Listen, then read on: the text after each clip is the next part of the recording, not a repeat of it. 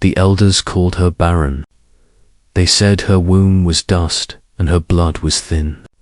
They said the mountain spirits had closed her body and turned their faces away. Our village had not seen rain in 4 months. The river had sunk into the earth. Children cried at night with dry lips. So the elders chose her. I was the knife-bearer. My father had been the knife-bearer before me. It was our duty to offer what the spirits demanded: a goat in lean years, a bull in hard winters. Once, long ago, a man. I grew up hearing that story. I never thought I would live another. She did not resist when they bound her wrists with rope as thick as my arm. She was taller than our watchtower. Her shoulders brushed the low clouds that drifted over the valley. Her skin was the color of warm stone after rain. Her hair fell in dark braids down her back.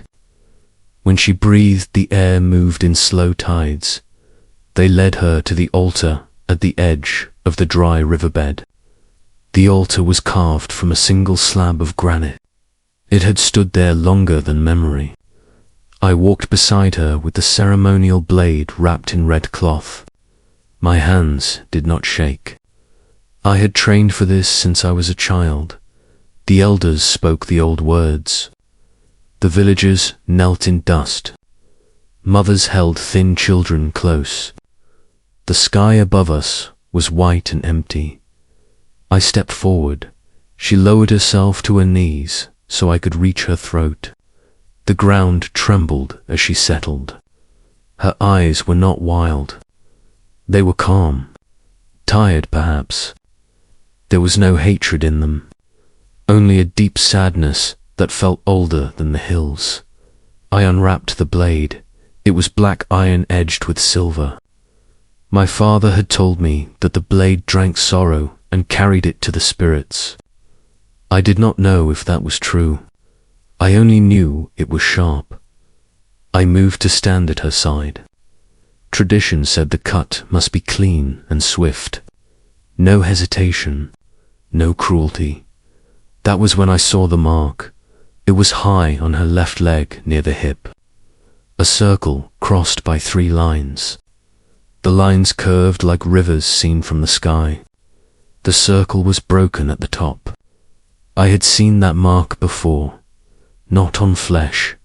On stone beyond the valley there is a cave that no one enters. My mother took me there once when I was small. She told me never to speak of it. Inside the cave are carvings older than the altar. Symbols cut deep into the rock. One of them is the same circle crossed by 3 lines. My mother said it was the mark of the first mothers. She said they were not gods and not beasts. They came from the stars before the mountains rose. They shaped the rivers and taught the soil to hold seed. They gave birth to the first forests. Then they left, or they slept. No one knew. Only women carried the stories. Only mothers passed them on. When my mother died, I thought the stories died with her. Yet, the mark was here on the Giantess. I stepped back. The elder chief frowned. His voice carried like dry leaves. Finish it. The villagers watched me. They trusted me to save them. They trusted the old ways. I looked up at the sky. It was still white and empty. The giantess turned her head and looked down at me. Her voice was low. It felt like distant thunder. You see it? I swallowed. Yes, they think I am barren, she said. They do not understand our kind. Our kind, my heart beat faster. What are you? She closed her eyes for a moment. We are keepers. We walk from world to world. We mend what is broken. We wake sleeping seeds. When a land forgets how to live, we remind it. Her words felt strange, yet true. Like a memory half buried, the elders shouted. They feared delay. They feared doubt more than drought. You cannot give birth, I said quietly. Not as you do, she replied. I do not carry children in my belly. I carry them in the soil. I wake them with blood and breath. The mark on her leg seemed to glow in the harsh light. My mother once told me that the first mothers bled into rivers to make them flow. If I kill you, I asked, will the rain come? She did not answer at once. Instead, she lifted her bound hands as far as the ropes allowed and pressed her palm against the cracked earth. The ground beneath her fingers darkened. A faint green shimmer spread outward like frost in reverse. The elders gasped. It will come, she said. But not because of death. Because of choice. Choice, the word struck harder than any command. Our village had always chosen fear. We chose to follow tradition. We chose to blame the weak. We chose sacrifice when we could not see another path. The chief stepped toward me. His face was tight with anger. Do your duty, I thought of my father. He believed the knife kept balance. But he also taught me that a blade can protect as well as cut. I raised the knife. The villagers cried out in relief. Then, I sliced through the ropes binding her wrists. For a heartbeat, no one moved. The ropes fell away like dead snakes. The giantess slowly stood. Her full height blocked the sun. The elders screamed for the guards. A few men ran forward with spears. They were brave but small. The giantess did not strike them. She did not crush them. She simply knelt again and pressed both palms to the earth. I stood beside her and held the knife outward. Not against her, but against anyone who would harm her. The mark on her leg blazed with soft green light. The same light flowed from her hands into the ground. Cracks in the riverbed shifted. Dust lifted and swirled. The sky darkened. Clouds gathered from the horizon in fast rolling waves. Wind rushed down from the mountains.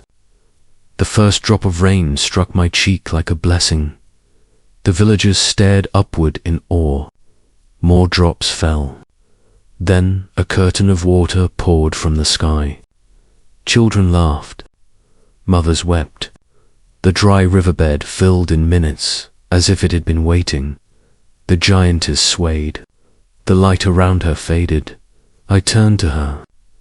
What have you done? Given, she said softly. Not taken, the rain soaked us all. The elders looked small and uncertain. Their power had always rested on fear. Fear was washing away with the dust. You called me barren, she said to them. But I do not create life for myself. I create it for others. That is our way. Grass began to push through the mud around the altar. Tiny green blades pierced the ground in dozens of places. The transformation was not slow. It was swift and sure. The chief dropped his staff. He fell to his knees before her. Forgive us. She looked at him with tired kindness. Learn instead. The storm lasted through the night. By dawn the valley smelled of wet earth and new growth. The river ran strong and clear.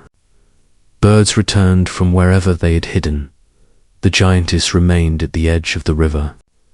She seemed smaller somehow, though still vast. The glow was gone from her skin. The mark on her leg was faint. Will you stay? I asked. For a time, she said, until the roots are deep. The villagers approached her slowly, not with ropes, but with offerings of bread and fruit. Children were the first to touch her hand. She smiled when they did. The elders asked me why I defied them. I told them I did not. I fulfilled my duty. I gave the spirits what they truly wanted. And what is that? The chief asked. Courage, I said. In the weeks that followed, the valley changed. Crops sprouted thick and strong. The river never again fell silent. The giantess walked the fields at night. Wherever she stepped, the soil grew rich. People no longer called her barren. They called her mother of rain.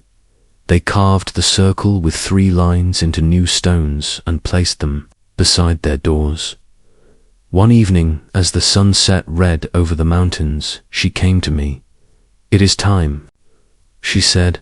The fields were tall with grain, the trees heavy with fruit. The village no longer feared the sky. "Where will you go?" I asked. "Where I am needed."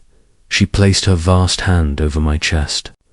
A warmth flowed through me, not heat, but memory. I saw stars beyond counting. I saw worlds dry and waiting. I saw giants walking among them, carrying light in their blood. "You carry the mark now," she said. I looked down. Faint and green the circle with 3 lines shone on my skin. "Not to rule," she said, "to remember. When fear rises, you must choose again." She stepped back toward the mountains.